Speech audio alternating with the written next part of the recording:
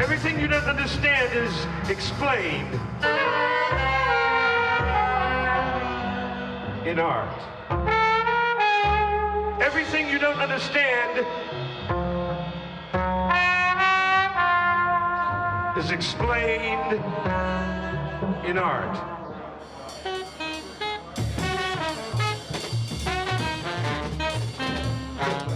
Yeah, I know somebody, one of my students stayed for that. But you know, it's just like underground. But you know, that's what happened in '67 at the when I played with Albert for the evolution of jazz and that.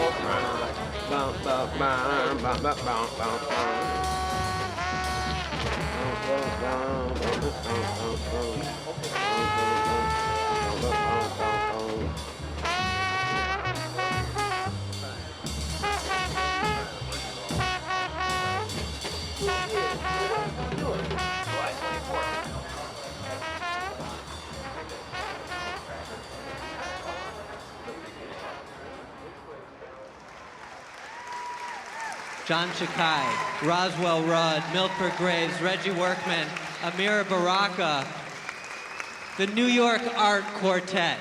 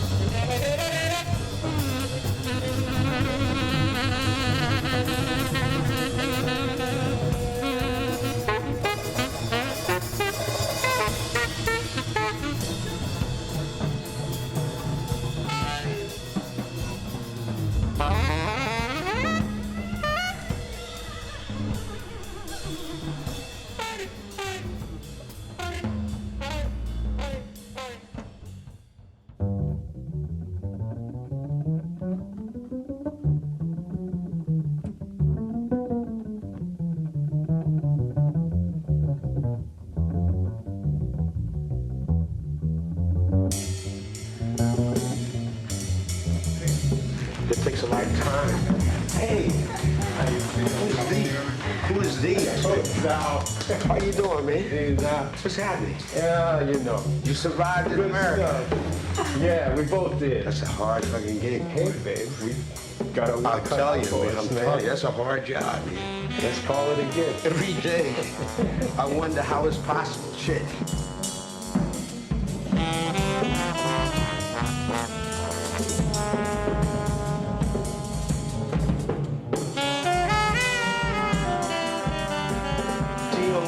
Yeah, that's right. Fine, very good. Man, you look like you got taller. Yeah. Maybe. Oh, you got smaller. I think so, that's it.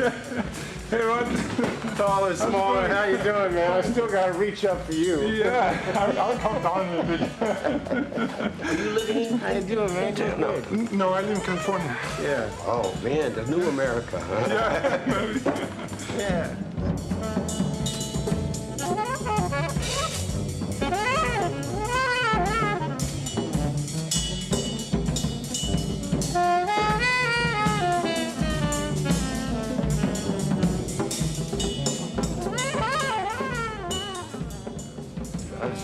Doing what I could do to stay in the picture. Yeah. It's been an adventure. 3 years ago. You say 3 years ago. 3 years ago is when it started. 3 years ago is when I retired from teaching.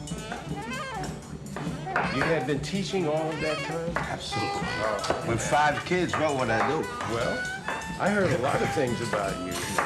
I was teaching, but I mean, you know, I still access working, but I taught at State University of New York at Stony Brook for 20 years. Yeah. Wait a minute, I didn't know you was getting old people in here, man. Let's see. You got somebody in here? Oh, good. Citizens on the People, man. Somebody You told me this was for young people, man. I didn't know it'd be no elderly chaps. Oh, hey, man. Yeah. What's the secret of that, man? What you be eating, man? Hey, John, you guys. Look out. Wait a minute. Whoa. What you got, man? Oh, this is it, man. All right. We could have just waited on you. Right. How you doing? All right. Listen, did you drive this over here? Did you bring it on the road? Yeah, I just drove, man. It's hard getting here. Good. How you doing? Traffic is rough, you know? Beautiful to see you, man. All right. It's only been about 30 years. Hey, man. All right, how you feeling? Good, man. All right. Good to see you, man. Stay here, man.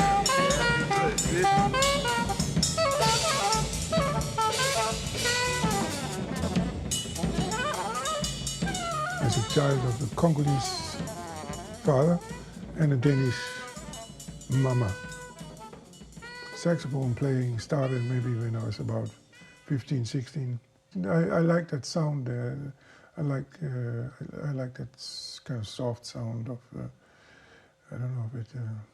Yeah, I don't know why, but I was just drawn to that kind of sound, and also the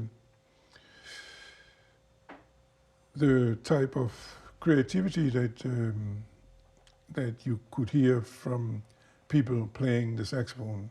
The second group I played with after coming out of the Navy was a quintet with a trombone player who also played Avant-garde, and pianist plus bass and drums.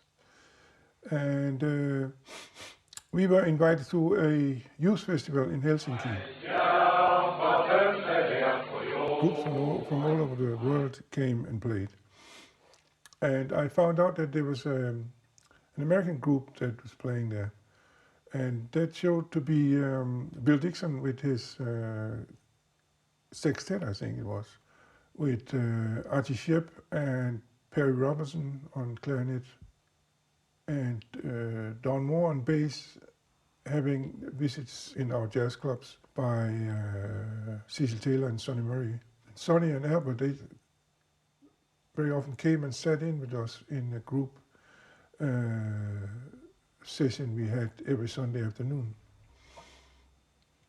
And after having heard these guys play so strong and so convincingly, I had to do something to go to America. I was coming down around 52, 53, 14, 15 years old.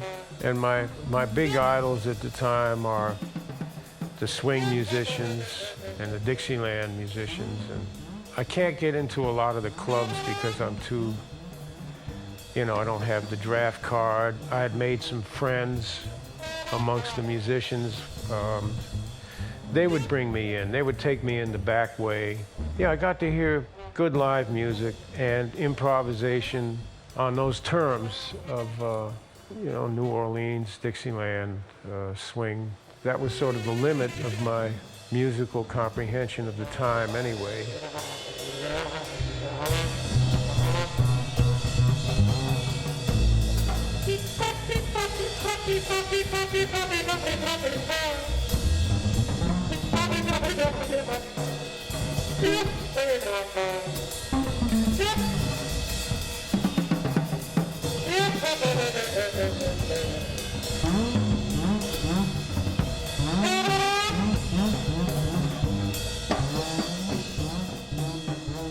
My parents, they were renting this house, but in turn they rented a room to a person who was a drummer. And this person passed away and the drums was left there.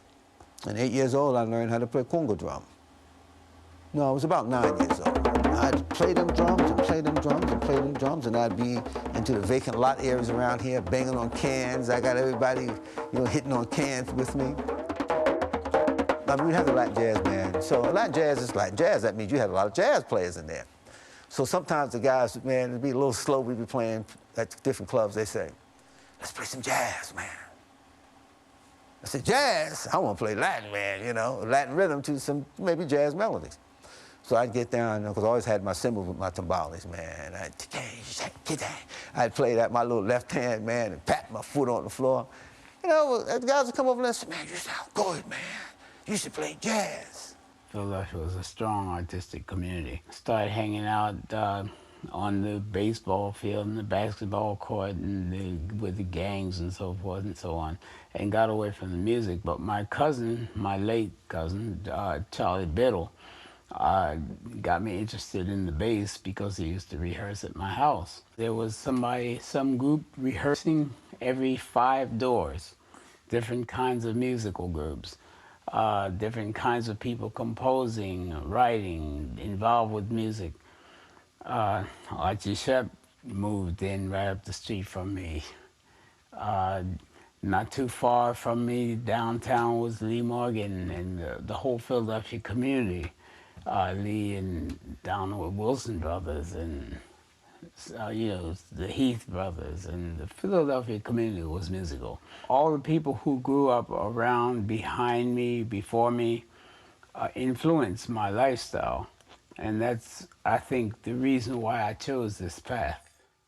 So instead of running to school, I was running downtown, sneaking in the clubs, listening to different people.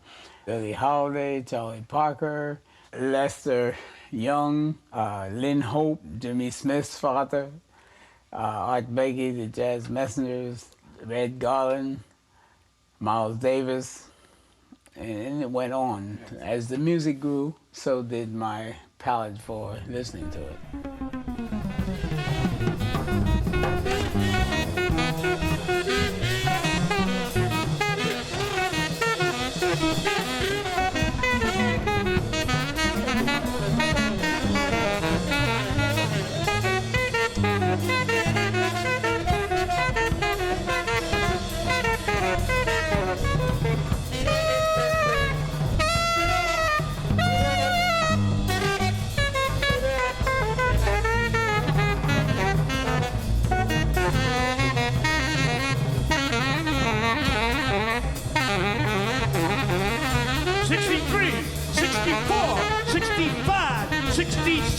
'67, '68, '69, '70, '71, '72, '73, '74, '75, '76, '79, '80, '81, '82, '83, '45, '67, '89, '98, '91, '92, '95, '96, '97, '98, '99.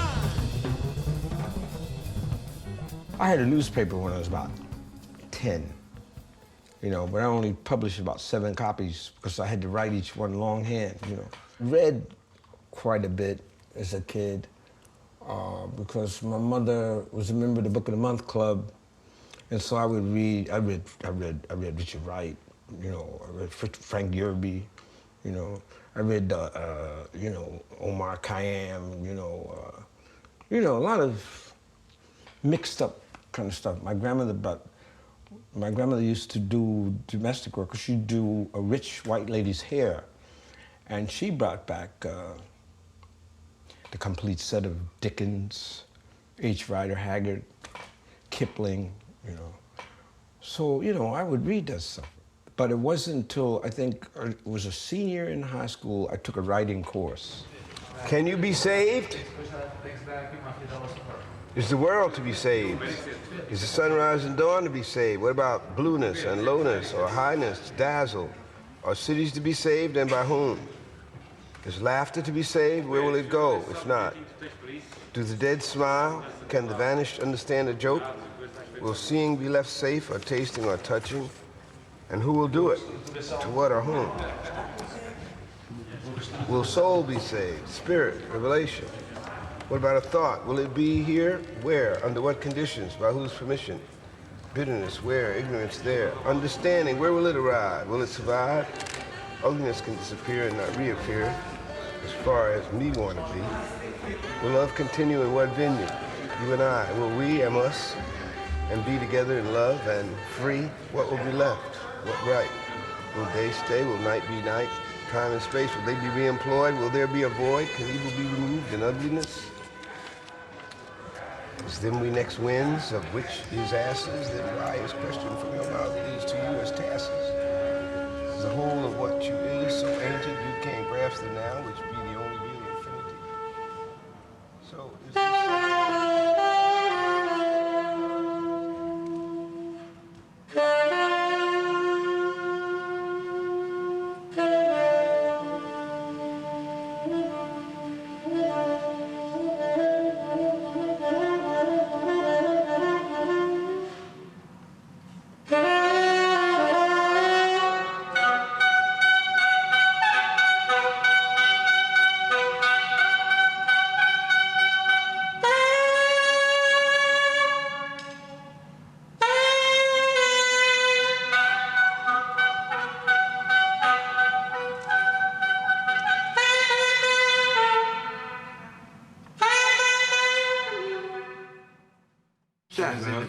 this here, okay, this is what they call muck duck.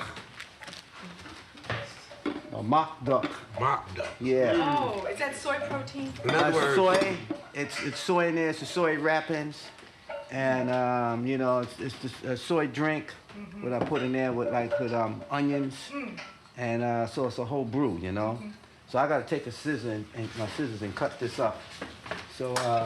In other words, that's a mucker ducker. Yeah, right. All right. You got this here? I'm ready. Yeah, put it on here.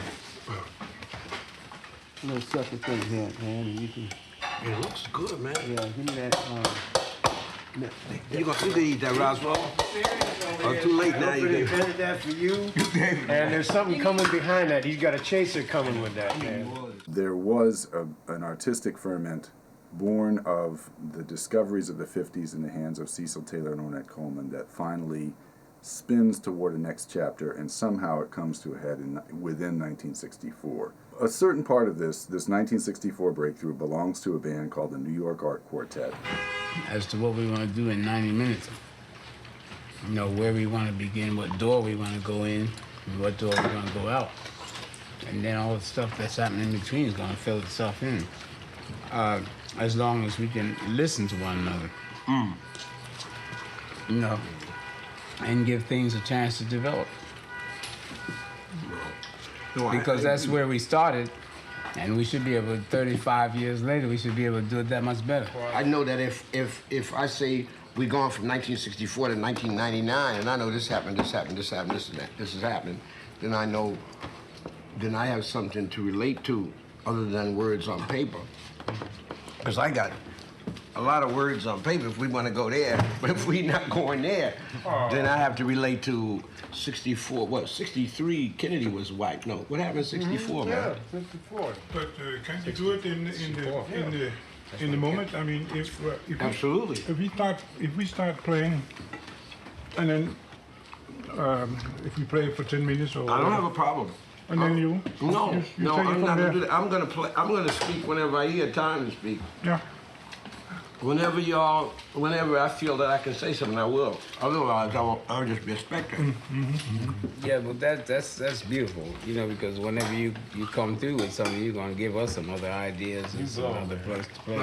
But I think that anybody as far as, I know your relationship with me, and I always say you was a person that was responsible for making sure that I was publicized. Yeah, just the all rhythm. your original writings on me, so you do have another insight on me. I know. Some of the early things that I think your whole historical knowledge of this music, and I think whatever we do, I personally like to see you, you know, do an artistic thing, but educate these people about this whole history, don't man. even worry about that. Yeah, based off what we're dealing with here, so, you know, whatever you feel, I think you just create right off of that. Yeah, when I'm thinking of the concert tomorrow, a lot of the people are going to be fans from What's the name of that? the Sonic Youth. Sonic Youth. Yeah. Now you know what they're gonna be about. Carnage personified.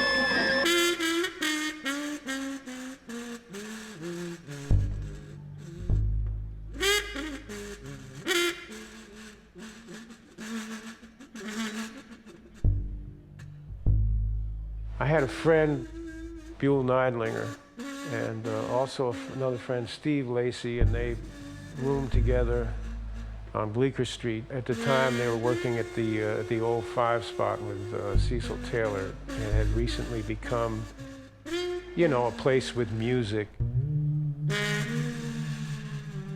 Five Spot before that was like a little gin mill on the Bowery.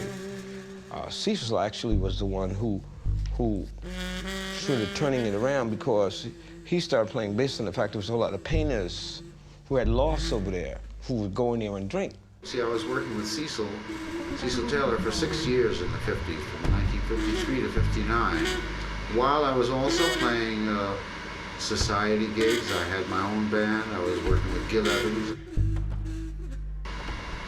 Most musicians were against us. Chikai followed the suggestion of the people he had met in Northern Europe. He came to New York and instantly met some of the other people who were involved in the end of music that he wanted to be. He met Steve Lacey and Don Cherry and so on, and Chikai was added on to the Archie Shepp and Bill Dixon group, such as he had heard a few months earlier.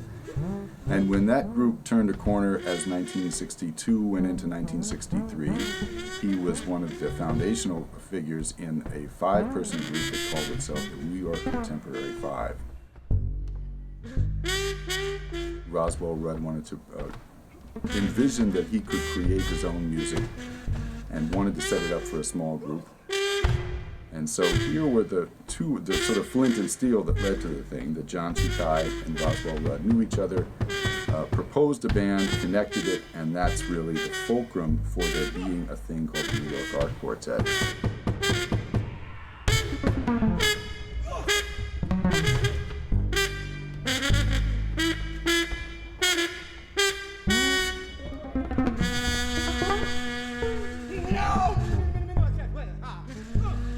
When we reached the 60s, it seemed like the music was coagulated a little bit.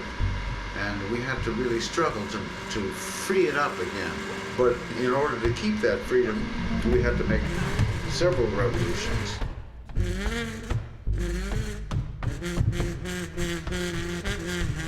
We went through that and we broke through the walls, we broke the barriers, and we gained some kind of freedom that we've never lost since then. And we had to throw out melody, harmony, and rhythm.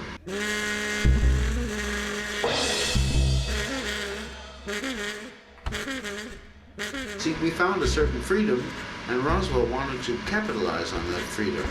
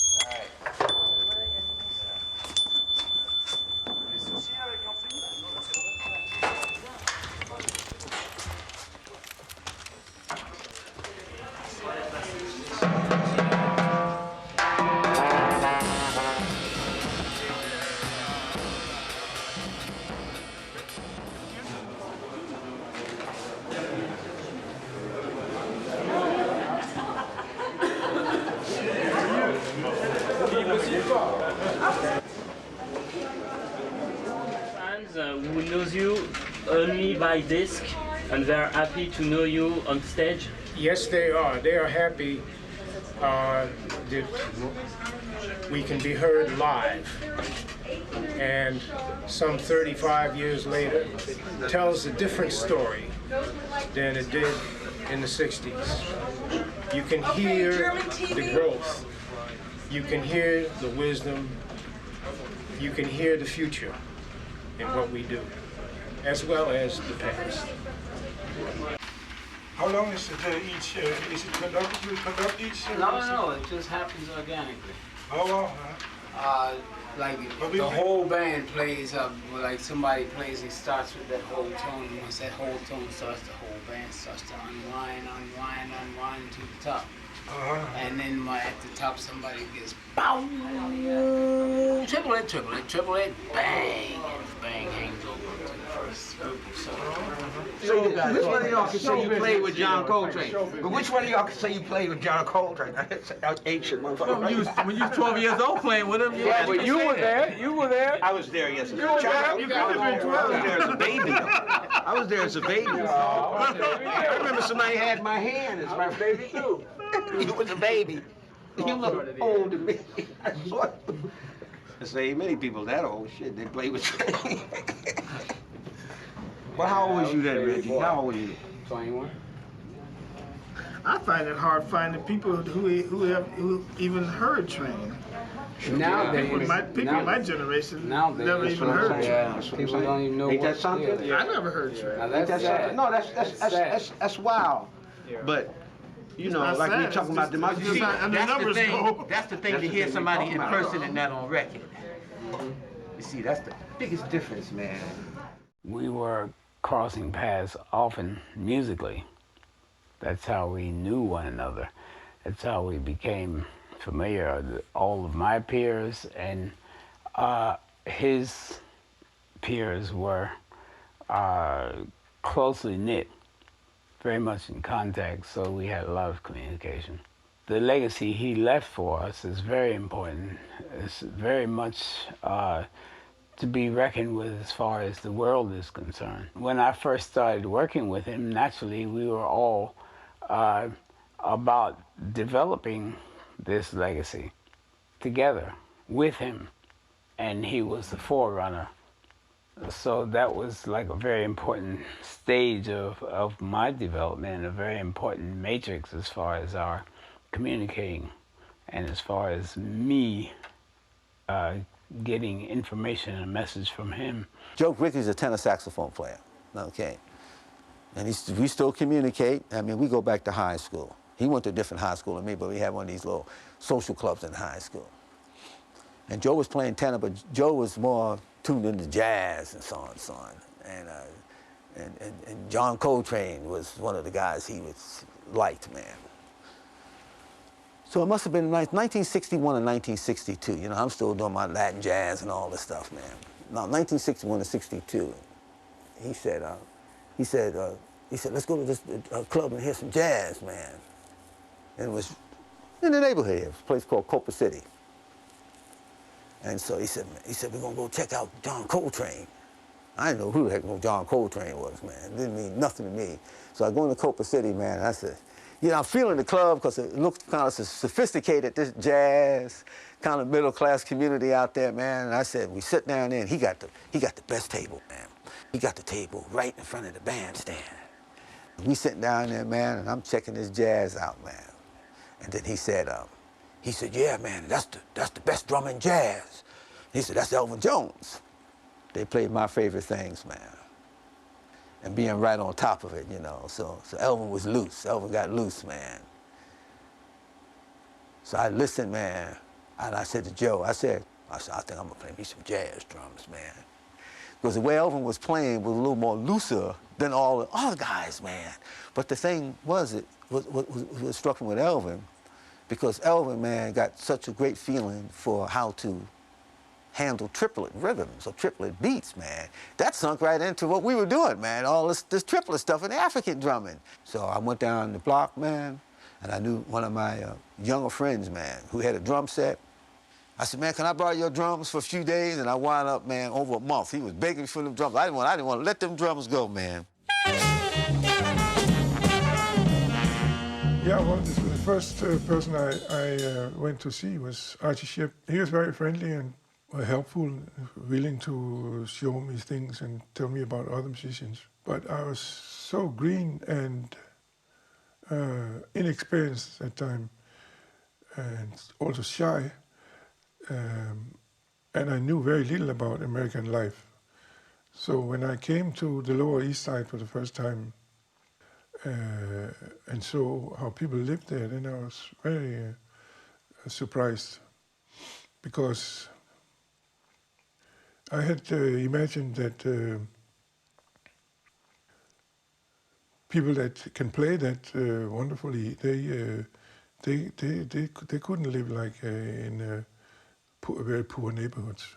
I thought that they would be living in nice houses and have nice cars and everything. Don Cherry said, you ought to go to this place in Midtown. A friend of mine from Europe is playing there, and I think you two guys would sound good together. Why don't you go and check it out? So I went up and I sat in with John. It was the combined sound of our playing is what I think captivated both of us. That it just sounded good right off. It was about 1964 that Giuseppe said, man, look, man, I was invited to this jam session, this rehearsal, man. Would you like to go? I said, yeah. We wind up over Mike Snow's house, man, loft. And it was New York Art Quartet. John Chikai, Roswell Rudd. Bear in mind, nobody in that room really knew what Milford Graves had. Maybe Giuseppe Logan, who was the middleman, had a vague idea, and everybody else was just the friend of a friend. And what Milford Graves had was something that drummers didn't really have at that point. He had a way of playing drums that would only imply the beat, a steady pulse.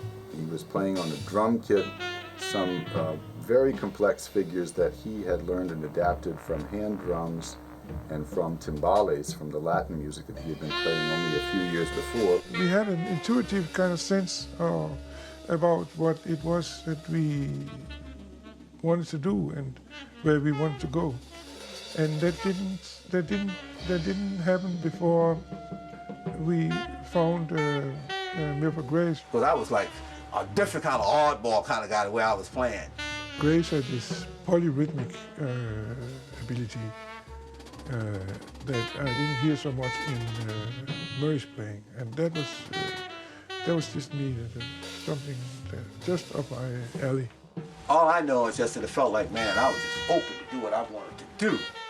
I knew Reggie from us hanging out after his visits in Copenhagen with John Coltrane's quartet. There were many quartets, there were many groups of people who got together to do things, and this was one of them. And I think they had Warwell before me, who was doing things with them. And for some reason, our paths crossed, and they decided that we'd like to do something with this particular voice. And I was called. Way of playing is also very, how do you say it has very deep roots, and maybe into something originally African, and perhaps his playing is drum-like. They put it all together in a way that nobody could have even written a recipe for, partly because the ingredients were unknown, and it was a new alloy, and the New York Art Quartet came to its feet in the summer and early fall of 1964.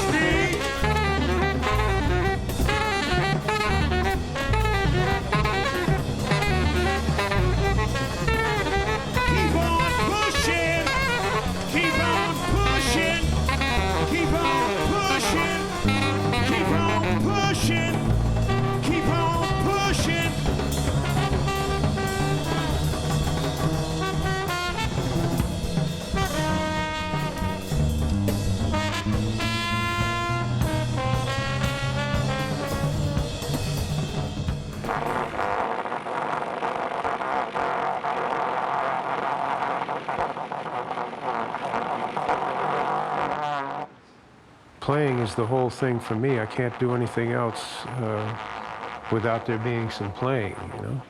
The dancing around and singing that I did as a kid when my father was playing the drums and people were coming over and jamming, you know?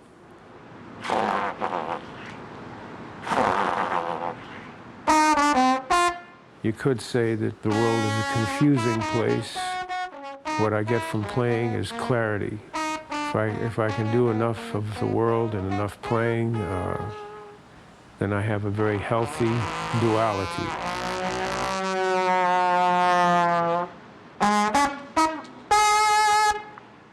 And my approach has always been basically oral, non-literate, just coming from things that I hear, things that I feel.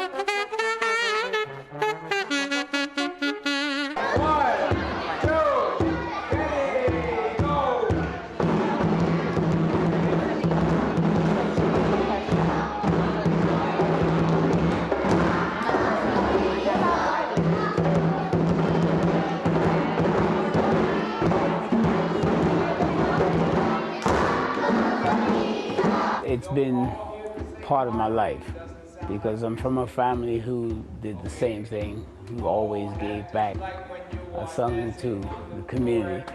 And that's what I've been about all my life. Also, I understand that teaching reverses it. So you learn as much from the students as they learn from you. Piano first, then trumpet. And after the bridge, then trumpet. There are new minds coming with new ideas. Just like when you have a child, your child asks you some questions that cause you to think about your way of being differently. So that's the way to do it. See, the point was that the music was always a meta speech, you know, it was always a kind of part of our own way of looking at the world.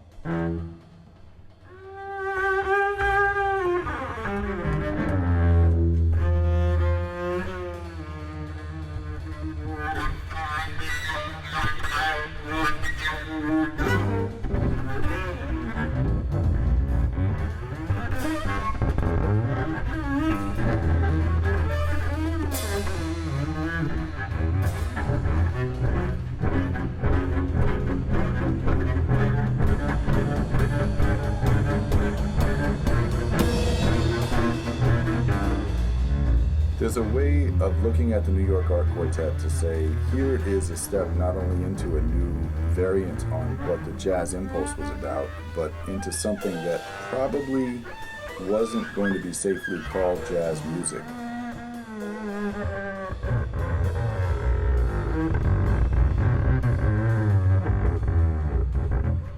And the New York Art Quartet was indicating there is another generation, there's still one further level of abstraction. They didn't just experiment in that realm, they moved completely out of the jazz orbit and decided that this would be their new thing.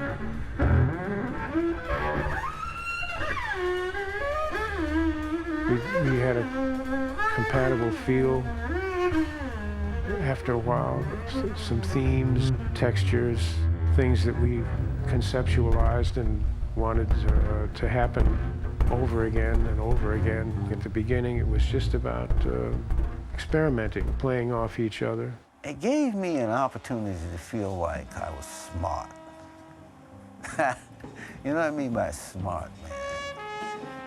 It made me feel like a guy, man, who can show that I can fit into an academic situation because the way the compositions were. You know, it gave me a chance to show some sort of musicality, man, and just starting from the beginning and just playing or grooving off that there, and then you end with that kind of groove.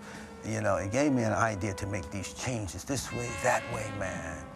You know, play maybe different meters, you know, we go fast tempo, we go slow tempo, we had all these different dynamics. That's why I said smart player, man. those kind of mixes where you got those white and black players who are trying to get through the music. You know, they're not coming from, I have this style, I have that style. They're trying to get through the music. Black Dada nihilismus.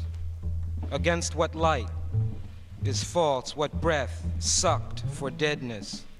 Murder, the cleansed purpose, frail, against God. If they bring him bleeding, I would not forgive or even call him Black Dada nihilismus. When I look at this, where is that picture of that child? He's not over wide there. windows, See, that's a young man who's actually very, very and the ugly, silent at odds Jews with under himself. the surgeon's you know what I'm knife. saying? And that's the pained expression, and a hip nose, which I guess I might still have. Black Dada nihilismus. For the umbrella Jesus, Trilby intrigue, movie house president sticky the floor, BDN for the secret men, Hermes, the blacker art, thievery. I read this poem. They return. It was kind of a going out of the village kind of thing. Inquisitors of the I remember cocktail hour, this. Trismegistus, have them in their transmutation from stone to bleeding well, it was pearl, actually, from lead I had to burning, seen looting, dead the Montezuma possibility find the West, of the destruction of this society. And at the time, I seemed to have a feeling that it had something to do with the kind of, that in order to do that, we had to have a combination of the Dada, you know, completely crazy disregard for the forms of the society, and at the same time, the elimination of it, you know, nihilism. Nobody was hiring us downtown. You know, people said we're playing all this angry music, hate music. I've seen people call that hate black music and all. I said, man, I see all this stuff. I said, man, where is these people coming from? I mean, all you're talking about, man, is give me a job. Let me go to the University of Alabama and get an education or play on the football team without people hanging you or burning you, man. So there was a lot of angry people. I was angry at that time. I was pissed off, man, at what was going on in the scene, man. I said, how could people be so damn vicious like that, man, you know? So people looked at somebody as a black militant, a black revolutionary. I said, man, I never looked at that. I looked at that my brother or sister that was talking about, man, getting some damn freedom, keeping people off of your back, keep unnecessary arrests and all this garbage. People were getting sick and tired of that, man. So the people was coming together. Everybody can call them nationalists, anything they want. All we knew was people that was African-American heritage that had a similar damn experience here right now and was feeling comfortable around each other because they were saying, man, we got to do something, man, to be able to get together on this planet. So the music fitted in proper, man, because all this freedom we was playing with everything, that just worked. Black Dada nihilismus. I consider myself a composer. I can improvise all the whole week along if you want. But I consider myself a composer and an improviser.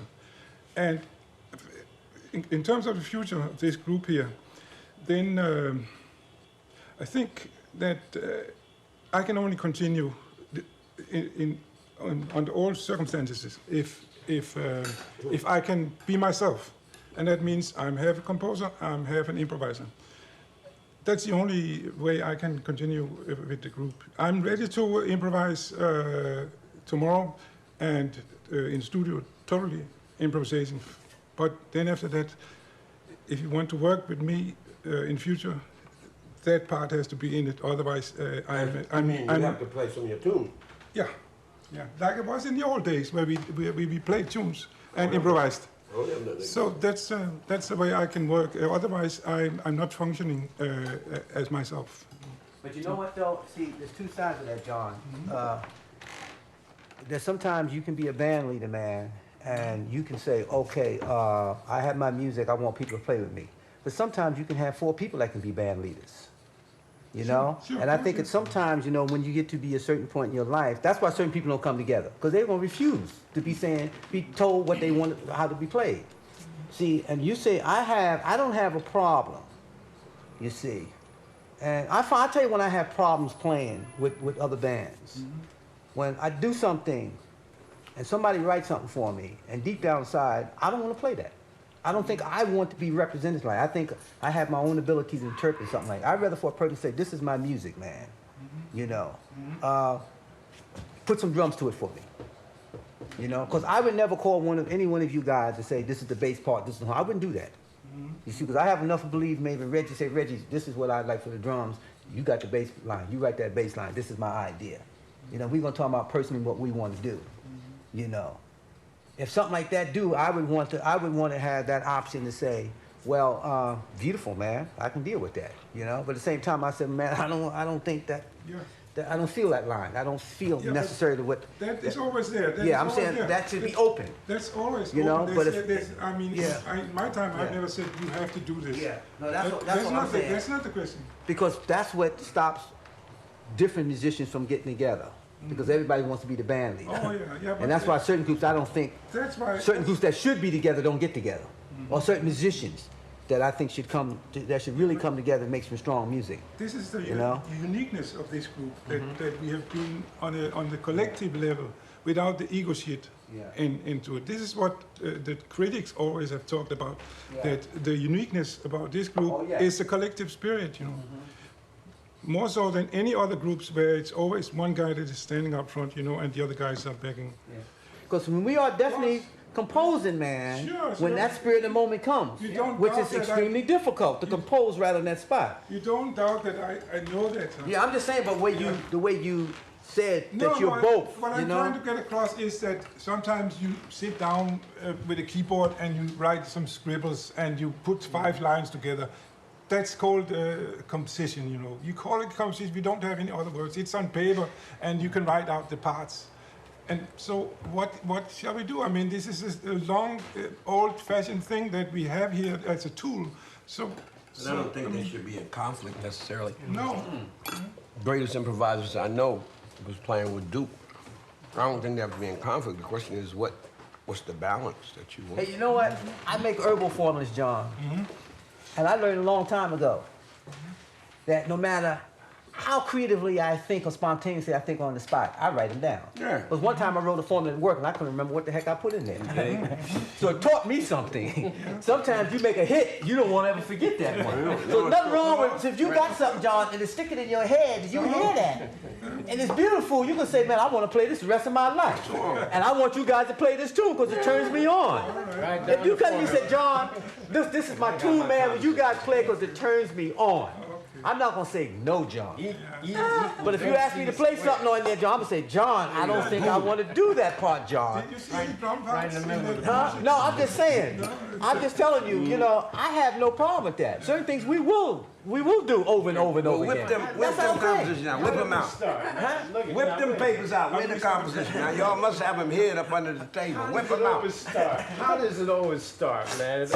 It always starts with collective improvisation, you know, and then you write your tunes and stuff comes out of it, you know. And then, but I don't have nothing against, if you got some tunes, say let's start. If you got 4 bars, 8 bars, 16 bars, you want to run for us to get off? You know what this thing is? Which I was telling John. I was just trying to say, it's kind of late, man, for us to get some music just before this time and be thinking about some music, man. And going up there and be worried about this music, we ain't gonna be in contact. Yeah, but I don't think he wants you to play the whole thing. No. I mean, if he gives you an idea that say that might be the beginning of it. No. John sent us the whole library. He sent us the whole library and said, get in shape. Oh, you got it. That's what John was conservative. John said, get in shape. This is what I want. No, that's what John said. Get in shape, Baraka. This is what I want. I don't know what to write for this band. I didn't know what to write in the old days until we played for a while. You know, after we played for a while, then I knew what to do. Yeah. But I think we'll figure all that out, man. I think things will just fall in place. We just figure it out, man. It was that way when we started. I mean, it just starts from that. No, all the good stuff comes out of that. I feel relieved, though, after hearing both what Reggie had to say and what Milford said. I feel much lighter. Yeah, there's no problem, man. There's no problem, man. Yeah.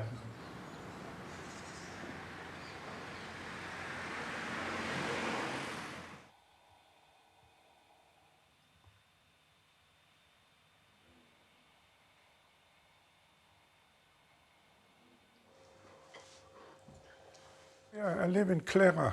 Clara is a small town in Roussillon. in the southern part of France, outside of the bigger town Perpignan. I think it's more healthy in the long run to live where you have fresh air and good produce.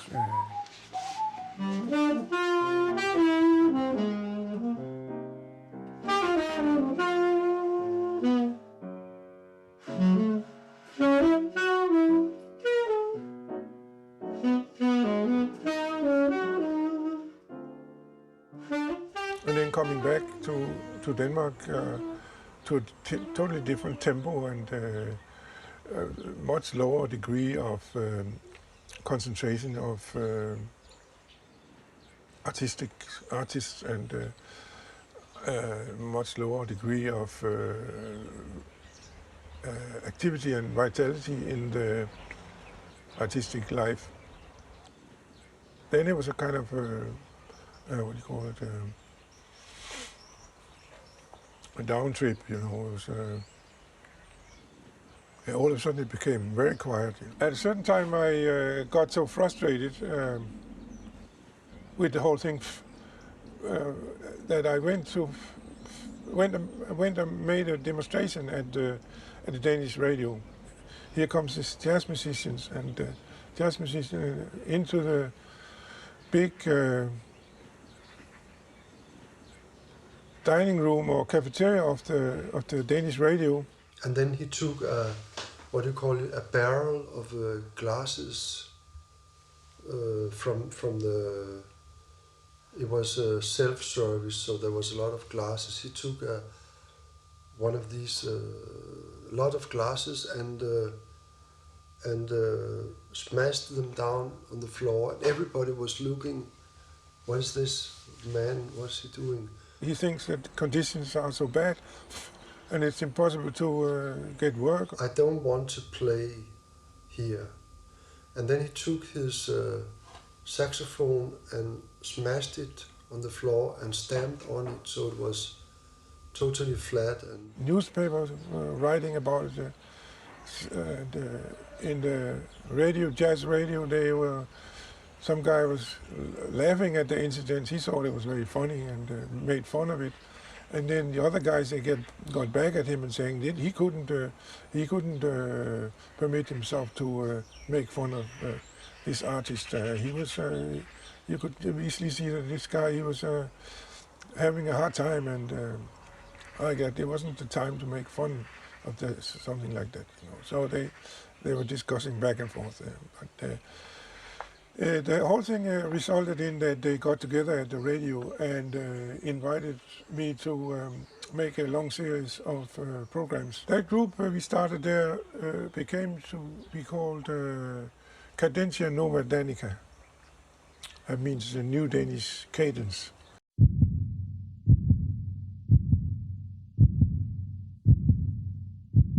I call it an acustimulator, which is activated by an audio signal. An audio signal can be a music, it could be a pulse rhythm from your pulse, or any audio signal that can be fed into here that causes this to vibrate in conjunction with the audio signal. And particularly what I use this in reference to is a signal that's coming from your heart sound. And this will vibrate in sync with your heart sound, or through various type of algorithms, we'll get a healing type of response to maybe a arrhythmia. It will bring on a counter kind of stimulating force that could be either just touch, you can put it on a certain point and that'll vibrate on the point, such as in placement of a digital massage, or this could be connected to an acupuncture needle through this particular rod device. You connect in here and you clip an acupuncture needle on here, and that stimulates the acupuncture point. So that's what that's particularly about. Yeah, this is the herb section here, and this is herbs from basically Chinese, a lot of Chinese herbs in here. Because sometimes I like to mix herbs from different parts of the country. Like you mix different people up together sometimes, you can resolve a problem. And so I got my combination of herbs from Europe, Chinese herb. I got some different herbs, even Ayurvedic herbs. I got some over here, I think, from Belize. Yeah, one of my people that come to see me, they're from Belize. So when they go back, they bring me back a lot of stuff from Belize. But this is my whole assortment here. You know, a few years ago, my students was telling me to buy a computer. Well, I looked at my students and said, a computer? I don't need a computer. Man, I'm natural. I'm like just nature, man. And they said, Professor, you need an automobile. I said, an automobile? Okay. So the first time I got an automobile was in 1997. First time in my life I had an automobile. Everybody in the block knew me as this guy that would ride around with this big basket on my back on a bicycle. So all my old people know me now. They come down here and the first thing they say, what are you doing with all these computers? They haven't seen me in years. They'd be blown away. They see an automobile. They say, wow. I said, well, you know, I'm into technology too, but I'm still a jungle guy. You know, I can still throw on my bells and my feathers and a three-piece suit. There's no problem. I can make those transitions. I said, but you know what? I said, I understand the value of technology now since I'm using it. When you don't use something, it's so easy to say, well, it's not about that. So I was probably also rejecting the fact that, you know, you're getting a little older, you want a comfort zone. You said, man, look, I did all my studying. I don't want to have to do this again. I said, but you know what? I just got to re-energize myself again to say I got to go back like I was a young guy again. Go back and hit the books, you know, study, study, study, study.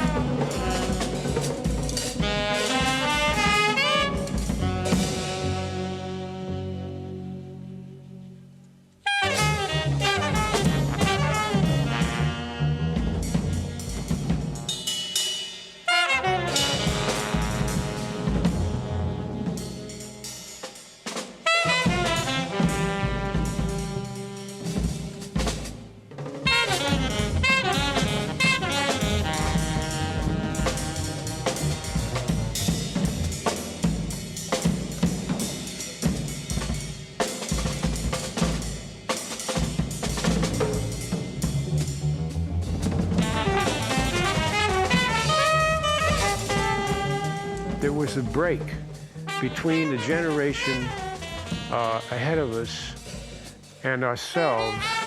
They were moving to a freer kind of style that didn't necessarily have to follow, you know, the old forms, you know, the old popular song form. It was always fresh. It was always something that was not happening yesterday. As a matter of fact, when I came up, if you were not doing something new, you had to go back to the shed and work on the situation until you can find yourself in the music and bring something to the beach besides sand. Much of the music of the time was what you could call a rubato music. It didn't have a beat that you could... It was a beat that sort of came in waves like this. In these waves and between these waves were tremendous rhythmic activity, which was the result of having subdivided so much from a pulse.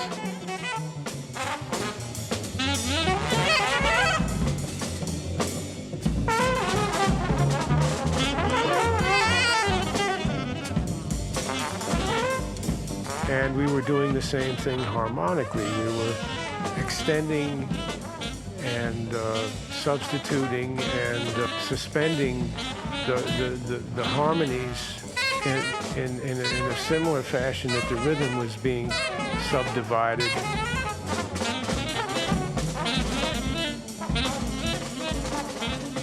most of the time felt very good communicating the way we did it, and with this specific type of music, which is a little bit similar to like Beethoven would write a string quartet with 4 different voices going in their individual directions, but still being in sync in some kind of way, either rhythmically or harmonically, like composing on the spot. And that was, of course, very unlike most of the music at that time. There is a trend that crests in 1964 for a breakthrough in music across the board. That's fairly said. There were those who were leading the trend, and there were others who saw it happen and got on board. And the unquestionably, one of the things that's part of that trend is the revolution in time that had been implied in previous years, but what it really meant was, at last, we're not counting as we play, and our phrases don't have to line up with what's being counted. And one of the breakthroughs of the New York Art Quartet was being able to diverge even farther than that and say, we don't hardly even need synchrony. If we have balance, we don't need synchrony. And how do you get balance in a group? Well, we're listening to each other. So in other words, the bassist and drummer will be responding to each other in a free space that doesn't mark off the time that bassists and drummers in jazz had been marking off for decades up to that time. In other words, they could have a free flow of time, bouncing lines back and forth, and then the bouncing back and forth of lines and phrases was precisely what Chikai and Rudd were all about. We have just fragmented everything.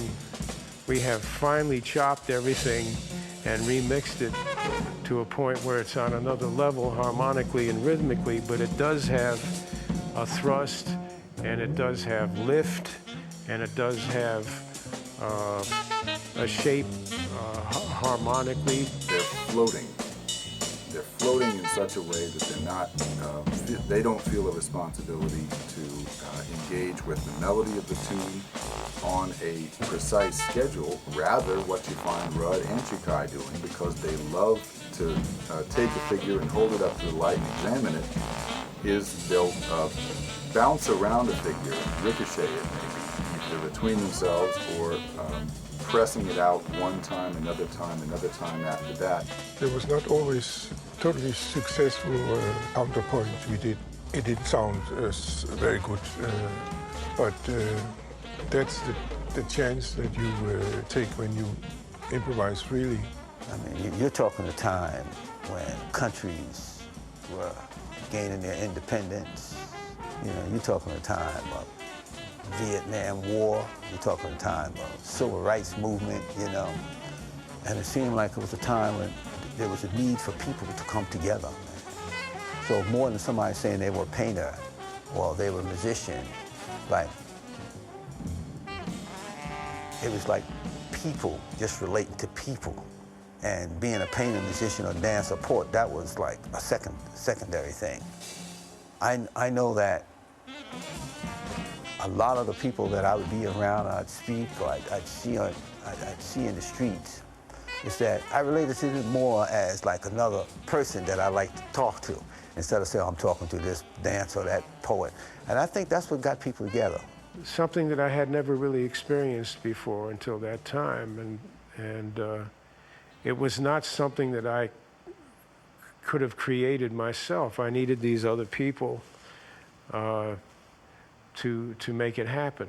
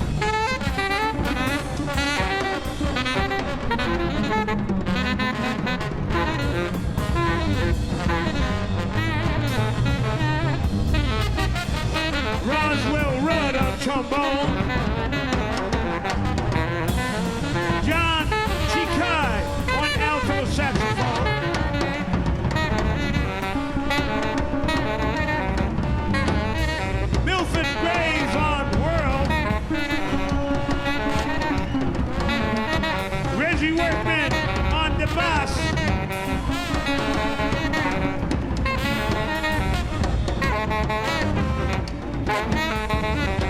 The mind of the president. The mind of the president. The mind of the president. Ma. Yeah. Pee-pee. Doo-doo.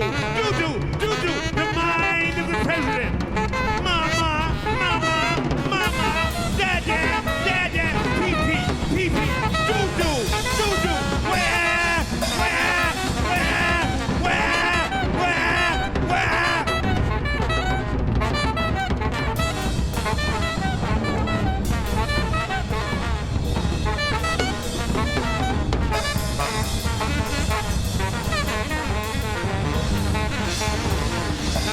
Mama, Dada, pee-pee, doo-doo, where?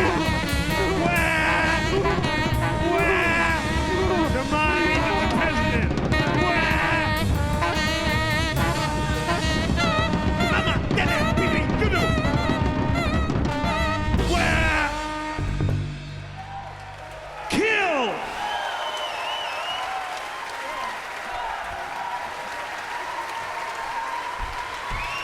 Roswell Rudd on the trampoline. John Chikai on the altassery. Milford Graves on the unified world. Reggie Workman on the bass. New York Art Quartet. Thank you very much.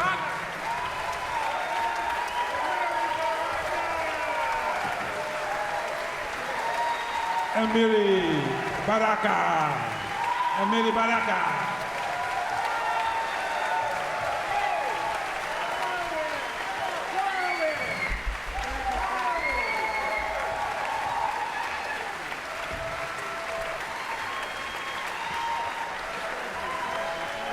Hey, I'd like to say something.